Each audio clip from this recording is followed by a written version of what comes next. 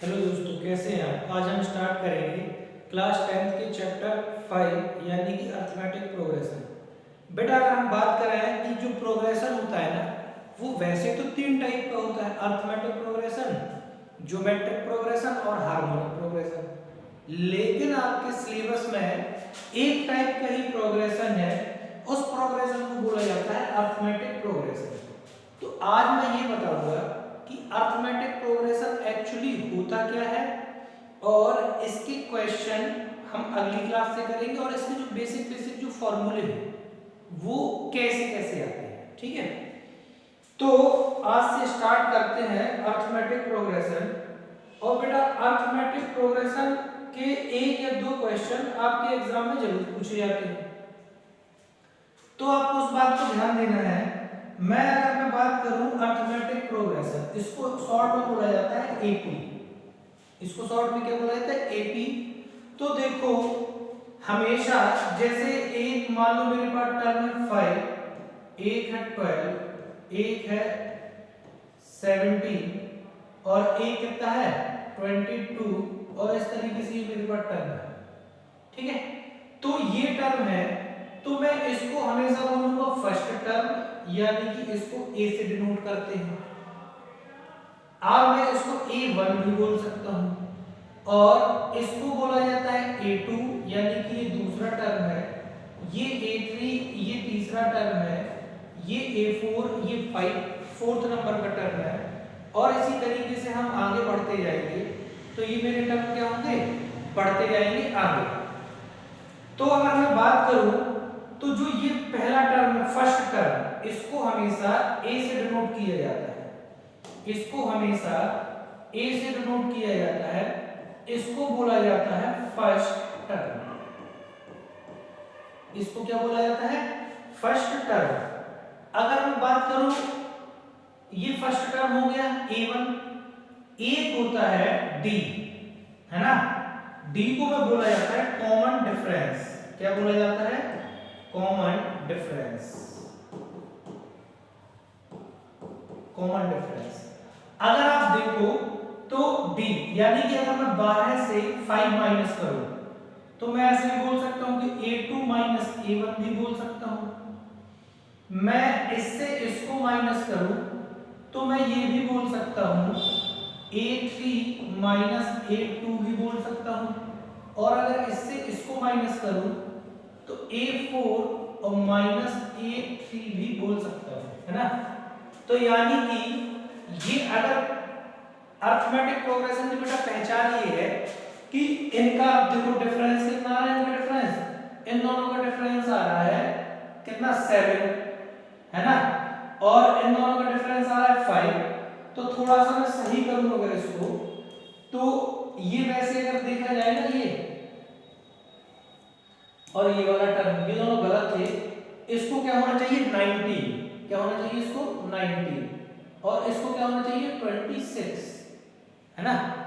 क्योंकि इनके common difference equal होने चाहिए सभी के।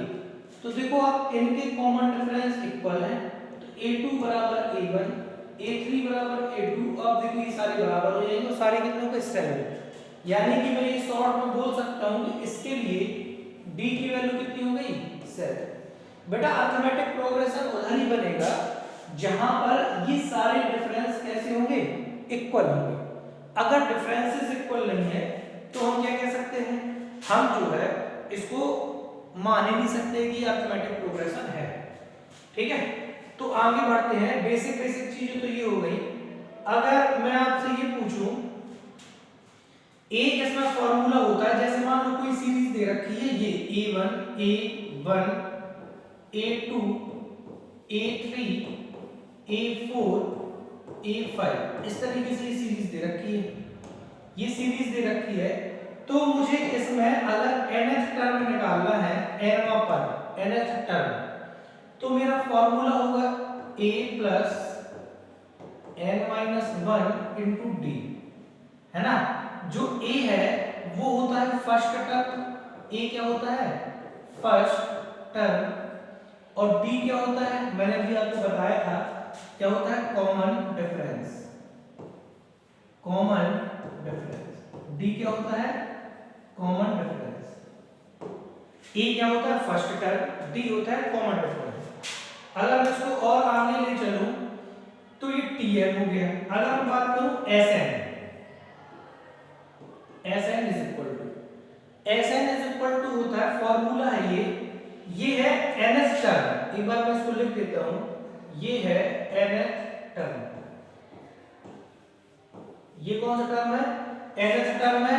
और अगर मैं इसकी बात करूं Sn, जो ये लिखा हुआ है, ये क्या है sum of nth term, sum of nth term. मान लो nth टर्म में ये निकाला, तो अगर उसको सम निकाला तो ये फॉर्मूला लगेगा n/2, आगे क्या आएगा 2a plus n minus 1 into D. ये आपके दो फॉर्मूले हैं, दो चीज ये हो गई। और तीसरी चीज, ये आपके फॉर्मूले आपको एज इट इज याद रखने हैं, तो आप ये याद रख पाएंगे। और तीसरी चीज, अगर कोई भी सीरीज मुझे लिखना है एपी में, तो एपी में सीरीज का जो फॉर्मेट होता है ना, फॉर्मेट होता है क्या, फॉर्मेट होता है a माइनस डी, एक पहला टर्म हो गया a और a प्लस डी। अगर कोई मुझसे पूछे कि किसी भी सीरीज के तीन टर्म किस फॉर्मेट में होते हैं, तो a माइनस डी, a और a प्लस डी, ठीक है, तो ये हो गया।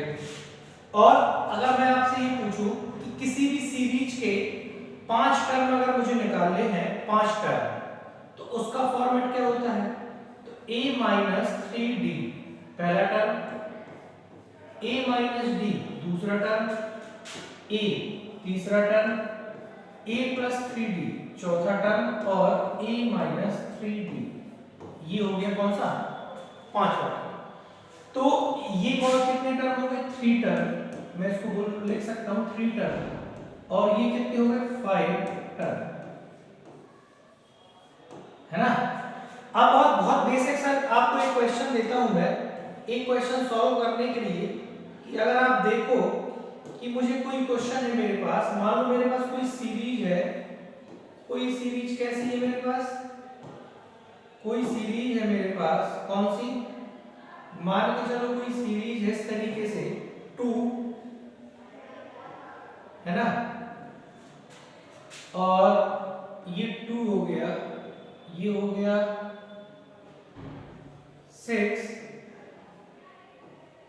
और ये हो गया 10, और ये हो गया 10 के बाद आएगा 14।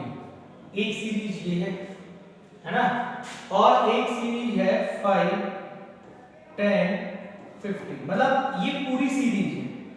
मैं तुमसे पूछूं, मैं अभी एग्जांपल दिखा रहा हूं ताकि तुम्हें समझ आ जाए कि फॉर्मूले हमें कैसे यूज करने हैं। बाकी जब हम क्वेश्चन करेंगे तो मैं एक एक्सरसाइज आपको सॉल्व कराऊंगा। मुझे इनका सम पता करना है। क्या पता करना है? सम। या मैं ऐसा भी बोल सकता हूं, चलो सम पता करना है। तो चलिए देखते हैं, थोड़ा सा मैं इसको आपको शुरुआत कराऊं।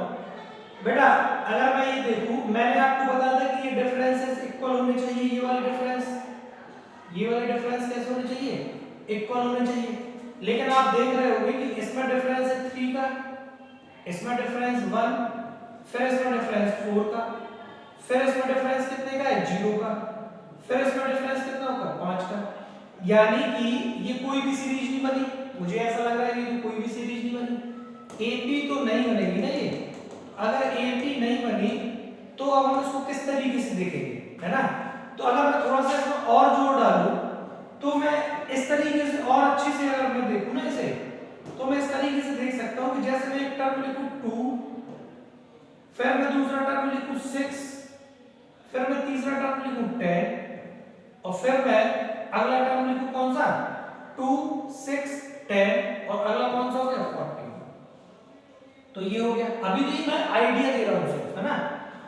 और मैं दूसरी इसी पे सीरीज लिखूंगा आपको। जैसे मान लो मैं कोई सीरीज लिखूं ये 5, अगला क्या 10, अगला क्या 15, ये। तो बेटा मैं ये बोल सकता हूं कि हमारे इसमें दो सीरीज मिक्स है, एक ये वाली और एक ये वाली। है ना। अगर दो सीरीज मिक्स है तो एक सीरीज के लिए मैं क्या करूंगा, एक सीरीज के लिए मैं यहां, एक सीरीज के लिए मैं इसमें SN लगाऊंगा और एक सीरीज के लिए इधर SN लगाऊंगा, और एक सीरीज के लिए SN लगाने के लिए मुझे क्या करना होगा, SN is equal to n/2, और कितना हो गया 2a plus n minus 1 into क्या d। और इस सीरीज के लिए भी सेम चीज, Sn is equal to n/2 2a plus n minus 1 into d। अब हम लोग देख रहे होंगे, अब आप लोग देख रहे होंगे कि इसके क्या है, ये जो डिफरेंसेस हैं ये इक्वल हो गए, यहां तक एक सीरीज बन गई, इन दोनों की डिफरेंस 5 है, इन दोनों की डिफरेंस कितने हैं 4। अच्छा टोटल इसमें टर्म कितने हैं बेटा, अगर मैं इस सीरीज की बात करूं तो इस सीरीज के लिए टोटल टर्म कितने हैं, इस सीरीज के लिए टोटल नंबर ऑफ टर्म कितने हैं 4/2